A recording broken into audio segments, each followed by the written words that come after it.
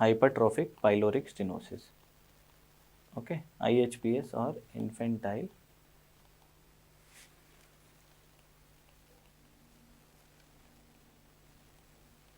hypertrophic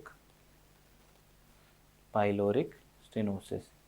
So, what is the general clinical feature is that there is a new born which is normal at birth, generally a male, a young newborn male which is normal at birth. After few weeks of the birth, the patient, the newborn, it presents with non-bilious recurrent vomiting. And when a clinician is palpating the abdomen, there is a palpable olive or a lump in the abdomen, generally in the epigastrium or in the right hypochondrium. Okay, and the most probable diagnosis in these cases is infantile hypertrophic pyloric stenosis. Okay, initially the name was congenital hypertrophic pyloric stenosis, but now it has been identified that it is not due to some congenital causes, it is due to acquired causes. Okay, so the name has been changed to infantile hypertrophic pyloric stenosis. Now it is acquired. The incidence is 1 in 3000 to 4000 live births. Okay, this is important. Now the first born male, okay, is most commonly affected.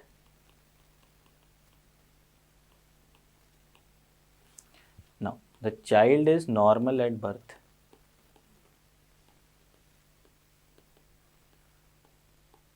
And it generally presents at 4th to 8th week after birth.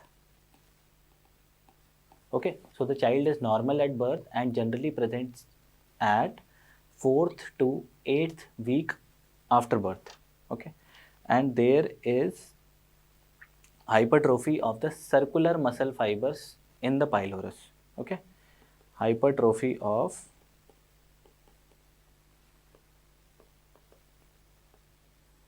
circular muscle fibers.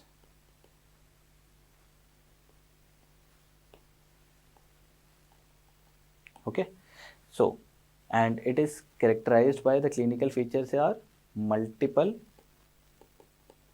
non-bilious vomiting.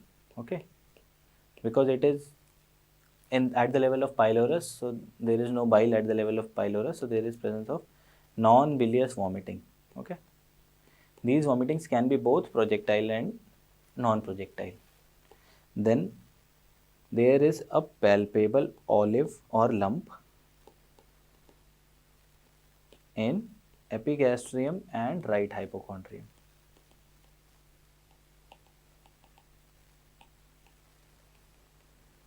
Okay, and suppose there is a obstruction at this level, the stomach is trying to push all its contents downward in this direction, so there is a visible peristalsis also from the left towards the right. Okay, so there is a visible peristalsis or a visible gastric peristalsis from left to the right. Okay, now the investigation of choice is ultrasound. Okay, ultrasound of the abdomen, and on ultrasound of the abdomen we will be seeing that the pyloric muscle is thickened, the wall is thickened, it is thickened for a particular length, and the overall channel length is also more.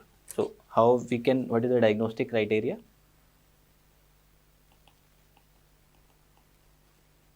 The diagnostic criteria is that this muscle or the pyloric muscle thickness is more than 4 mm. This channel length is more than 16 mm.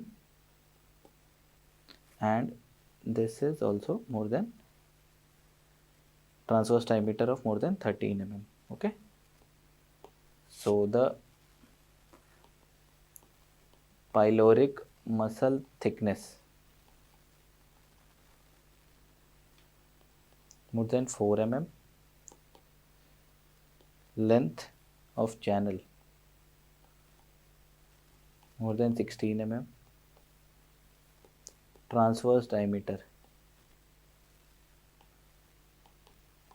more than 13 mm.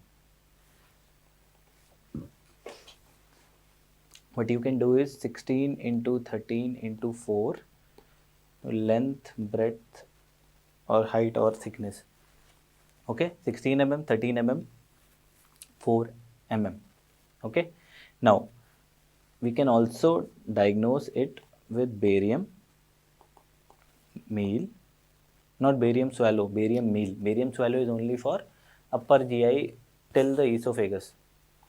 For stomach, we'll have to do a barium meal. Okay, now you can see here, this is the ultrasound finding, USG.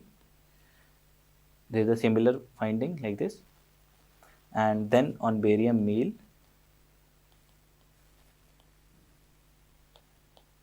there is string sign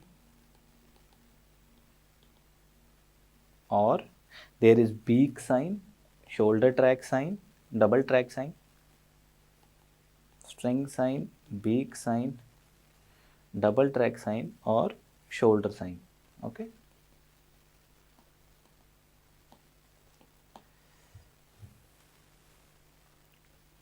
Now, it is a medical emergency. Okay, there is electrolyte abnormality.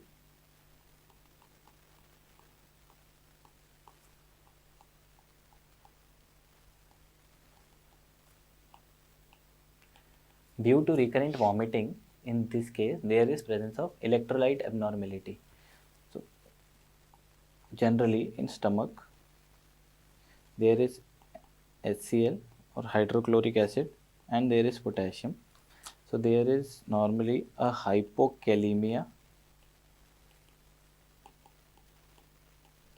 hypochloremia and metabolic alkalosis due to loss of acids. Okay. But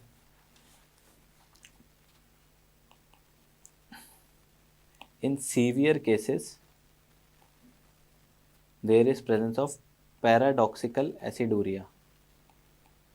This is not present in all patients. This is only present in severe cases of or a long-term cases of this hypertrophic pyloric stenosis. There is presence of paradoxical aciduria where the body is trying to preserve the potassium and the body is releasing H plus in place of potassium through the kidneys, where we can see paradoxical aciduria. Okay, the most commonly identified electrolyte abnormalities: hypokalemia, hypochloremia with a metabolic alkalosis, and in severe cases it is associated with paradoxical aciduria also.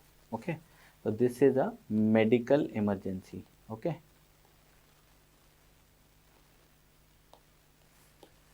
so the management is IV fluids, and we'll correct dyselectrolytemia.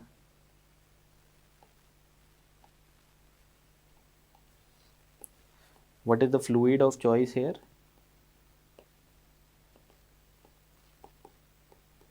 It is normal saline. And what is the surgical treatment of choice or the overall treatment of choice is? The overall treatment of choice is surgery. Word surgery: Fredet, Ramstead or the Ramstead-Fredet pyloromyotomy. Okay. In eclasia cardia, we have done Heller's cardiomyotomy. In Zenker's diverticulum, we have done cricopharyngeal myotomy. And here we are doing a pyloromyotomy. Okay.